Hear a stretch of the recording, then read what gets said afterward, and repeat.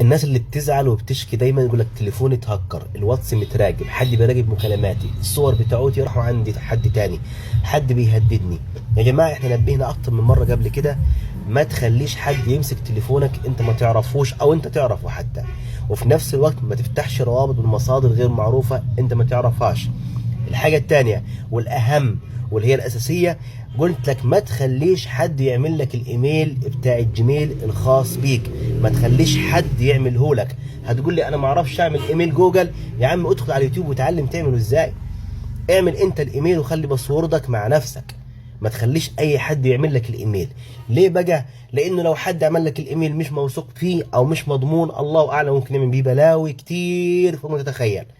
وفي نفس الوقت لو ايميلك اتنقل من جهاز لجهاز، البيانات اللي عندك كلها هتروح عند الطرف الثاني والعكس صحيح. عشان تحمي نفسك احتفظ بتليفونك، خليه في ايدك، استخدمه استخدام شخصي، ما تديهوش لحد، وما تفتحش روابط من اي مصدر ما تعرفوش، وما تمسكش موبايلك لحد ايا كان هو مين الا اذا كنت واثق منه مليون في المية. والاهم من ده كله، اعمل ايميل الجيميل الخاص بيك بنفسك وباسوردك بنفسك علشان تحافظ على سلامتك وسلامة بياناتك. ودي الخلاصة.